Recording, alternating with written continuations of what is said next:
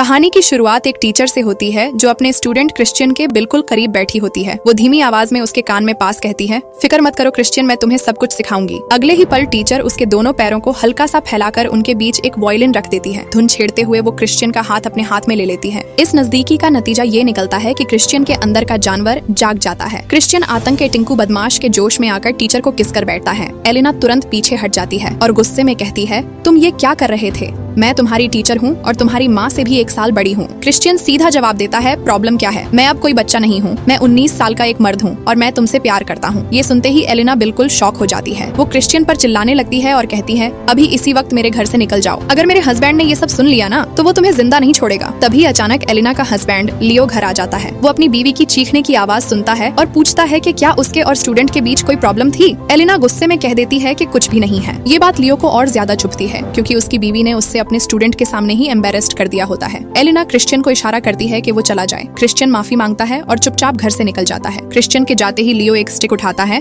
और गुस्से में एलिना की गर्दन पर रख देता है। एलिना चीखने लगती है, मैं मर जाऊंगी। लियो स्टिक हटा लेता है लेकिन अगले ही पल पूरी ताकत से वही स्टिक एलिना के चेहरे पर दे मारता है। एलिना जमीन पर गिर जाती है। लियो बिना पीछे देखे घर छोड़कर चला जाता है। दर्द और बेइज्जती के साथ एलिना वहीं रोती रहती है। जब कोई मदद नहीं मिलती तो वो सीधा क्रिश्चियन के घर पहुंच जाती है। क्रिश्चियन उसके चेहरे पर पड़े निशान देखकर गुस्से से पागल हो जाता है और लियो को मारने के लिए निकल पड़ता है। लेकिन एलिना उसे रोककर कहती है, लड़ाई छोड़ो, पहले अंदर आओ और मेरी डिग्गी बजाओ। एलिना जल्दी से दरवाजा बंद करती है, अपने कपड़े उतारती है और अपनी खूबसूरती से क्रिश्चियन को अपनी तरफ खींचने लगती है। क्रिश्चियन को यकीन ही नहीं होता कि वो आखिरकार अपनी ही टीचर के साथ रिलेशनशिप में आ रहा है। अभी दोनों ने कार्यक्रम शुरू ही किया था कि तभी दरवाजे पर कोई आ जाता है। दोनों घबरा जाते हैं। एलिना तुरंत भागकर छुप जाती है। दरवाजा खुलता है और पता चलता है कि बाहर क्रिश्चियन की माँ खड़ी होती है। अंदर आते ही वो जमीन पर बिखरी हुई चीजें देखती है और हैरानी से सोचने लगती है कि यहाँ चल क्या रहा है। क्रिश्चियन के पास कोई जवाब नहीं होता और वो खामोश खड़ा रह जाता है। जब मरियम अंदर खड़ी एक औरत को देखती है जिसके हाथ फैलाए हुए होते हैं तो वो हैरानी से अपने बेटे से पूछती है, ये कौन है? क्रिश्चियन बताता है कि ये उसकी टीचर है। जैसे ही एलिना अपना चेहरा घुमाती है और मरियम उसे पहचान लेती है, वो एकदम से बोल पड़ती है, तुमने मुझे पहले क्यों नहीं बताया कि एलिना तुम्हारी टीचर है? हम दोनों तो क्लासमेट्स थे। मरियम आगे बढ़कर एलिना के पास जाती है और उसे गले लगा लेती है। लेकिन जैसे ही उसकी नजर एलिना के चेहरे पर पड़े निशानों पर पड़ती है, वो फिक्र में पूछती है, ये किसने किया? एलिना कुछ कहना नहीं चाहती, वो चुप रहती है। जब वो वहाँ से जाने लगती है तो मरियम उसे रोक लेती है और कहती है कि कुछ वक्त के लिए उनके साथ ही रुक जाए। फिर वो क्रिश्चियन से कहती है कि हमें थोड़ी देर के लिए अकेला छोड़ दो। क्रिश्चियन मना करता है और कहता है कि वो कोई छोटा बच्चा नहीं है। लेकिन मरियम गुस्से में आ जाती है और सख्त लहजे में कहती है, मेरी बात सुनो और बाहर जाओ। आखिरकार क्रिश्चियन मजबूरन मान जाता है और बाहर चला जाता है। लेकिन दरवाजे के पास खड़े होकर सब पर नजर रखता है। अंदर मरियम एलिना से पूछती है, ये सब लियो ने किया क्या? लेकिन एलिना बस रोती रहती है, कोई जवाब नहीं देती। वो कहती है कि उसे यहाँ से जाना होगा लेकिन मरियम मना कर देती है। वो कहती है कि इस हाल में वो कहीं नहीं जा सकती और उसे कुछ देर उनके साथ रुकना ही होगा। बाहर खड़ा क्रिश्चियन जब ये सब सुनता है तो उसके चेहरे पर हल्की सी मुस्कान आ जाती है। वो अपनी माँ से कहता है कि शायद टीचर उसके रूम में सो सकती हैं। मरियम थोड़ी देर सोचकर इस बात से एग्री कर जाती है और कहती है कि यह ठीक रहेगा। क्रिश्चियन को अपनी किस्मत पर यकीन ही नहीं हो रहा होता। वो एलिना का हाथ थामकर उसे अपने रूम की तरफ ले जाता है। जैसे ही दोनों रूम के अंदर जाते हैं, क्रिश्चियन दरवाजा बंद कर देता है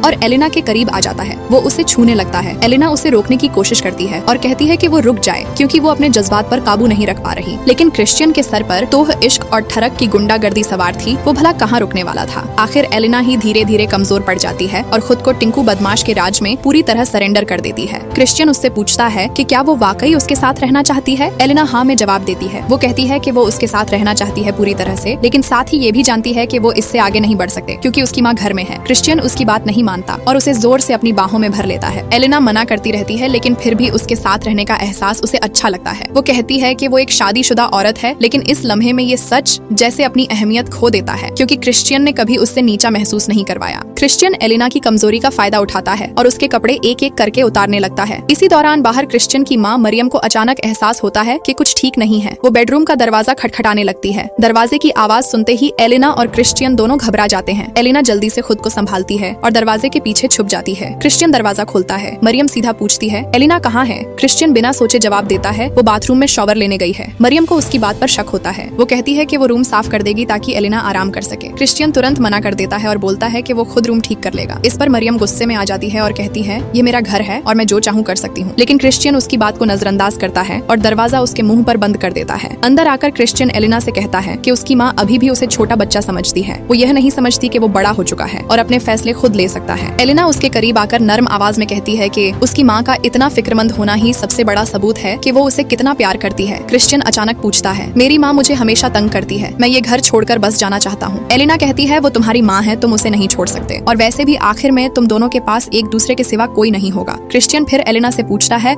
कि वो हमेशा उससे दूर रहने की कोशिश क्यों करती है। एलिना धीरे से जवाब देती है कि उनका रिश्ता गलत है, वो उसके दोस्त का बेटा है, वो उसकी टीचर है और वो शादीशुदा भी है, इसीलिए ये रिश्ता मुमकिन नहीं है। क्रिश्चियन उदास लहजे में कहता है, मतलब तुम मुझे पसंद नहीं करती, तुम मुझे नहीं चाहती। एलिना चुप रहती है। उसकी खामोशी ही इस सवाल का जवाब होती है, क्योंकि अगर वो उसे पसंद नहीं करती तो वो कभी इतनी करीब नहीं आती और ना ही बार बार उससे मिलती। क्रिश्चियन एलिना के और पास आ जाता है और उसे किस करने लगता है। एलिना अपने जज्बात पर काबू नहीं रख पाती और वो भी उसे किस करने लगती है। फिर दोनों बदमाशों ने हाथ मिला लिया था। टिंकू बदमाश ने टोपी सर पर रख के अपनी पूरी ताकत दिखाई और पिंकी बदमाश ने भी फिर दरवाजा खोलकर उसका स्वागत किया। ये कोई मामूली मिलाप नहीं था, ये तोह बदमाश यूनिवर्स का सबसे बड़ा कांड था। लेकिन उसी पल बाहर खिड़की के पास क्रिश्चियन की माँ खड़ी होती है। वो दोनों को एक साथ देख लेती है और बिल्कुल सन्न रह जाती है। उससे यकीन ही नहीं होता कि उसकी अपनी दोस्त उसके ही घर में अपने फाटक पर उसके बेटे से वायलिन बजवा रही है। जब क्रिश्चियन रूम से बाहर निकलता है और एलिना के पीछे दरवाजा बंद करता है तो उसकी नजर सीधा सामने खड़ी अपनी माँ पर पड़ती है, जैसे वो उसी का इंतजार कर रही हो। क्रिश्चियन थोड़ा हैरान होते हुए पूछता है कि वो क्या चाहती है। मरियम शांत लहजे में जवाब देती है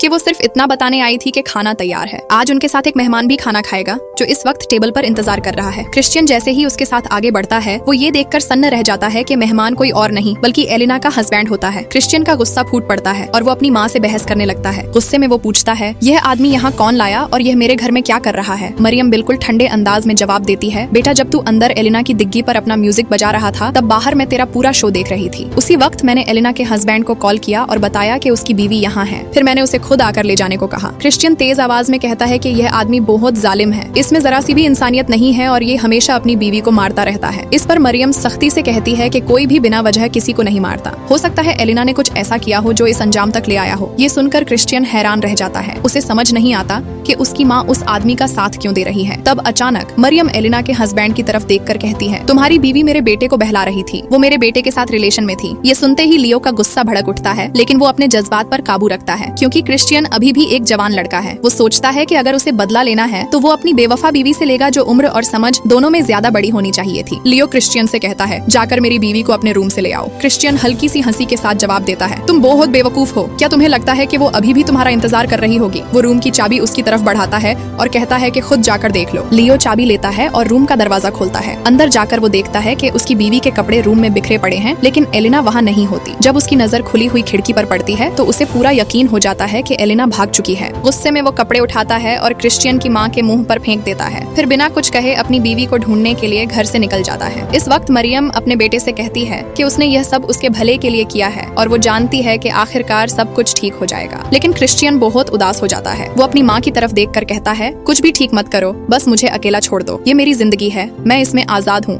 और मुझे हक है कि मैं अपना रास्ता खुद चुनूं। जब क्रिश्चियन घर छोड़कर जाने लगता है तो उसकी माँ उसे रोकने की कोशिश करती है, लेकिन क्रिश्चियन अपना फैसला कर चुका होता है। वो बस इतना कहता है, एक दिन तुम मुझे समझ जाओगी। घर से निकलने के बाद क्रिश्चियन खुद से सवाल करता है, क्या ये वाकई एक लव स्टोरी है और क्या एलिना के साथ ये रिश्ता आगे चल पाएगा या नहीं। मसला सिर्फ इतना है कि वो एलिना से बहुत प्यार करता है और उससे दूर रहना उसके लिए मुमकिन नहीं। अचानक जब क्रिश्चियन कार के मिरर में देखता है तो वो देखता है कि एलिना बैक सीट पर बैठी होती है। क्रिश्चियन की खुशी का ठिकाना नहीं रहता। एलिना हल्की सी मुस्कुराहट के साथ कहती है, क्या तुम मुझे पास के गैस स्टेशन तक छोड़ सकते हो प्लीज। क्रिश्चियन के लबों पर एक शातिर सी मुस्कुराहट आ गई। जमाने की हर दीवार उस पल बेमायने हो गई। न हस्बैंड का डर उसके जज्बात रोक पाया, न माँ की कोई दुहाई उस रास्ते से हटा पाई। दोनों चल पड़े उस मंजिल की तरफ जहाँ हर मोड़ पर सिर्फ मोहब्बत का असर था। न उम्र का बंधन उनके बीच रह पाया, न दुनिया का कोई जोर उन्हें थाम पाया। एलिना ने भी अपने सारे उसूल तोड़ दिए, जिंदगी के पुराने रास्ते हमेशा के लिए छोड़ दिए। टीचर होते हुए भी स्टूडेंट से दिल इस तरह जोड़ लिया कि पिंकी बदमाश ने हर डर से मुंह मोड़ लिया। दुनिया के लिए ये सिर्फ एक गुनाह या एक बड़ा कांड था, लेकिन उन दोनों के लिए ये बदमाश यूनिवर्स का एक नया इम्तिहान था। उम्र सिर्फ एक गिनती निकली, एक भ्रम सा धोखा। जीत वही थी जहाँ मोहब्बत को मिल गया मौका।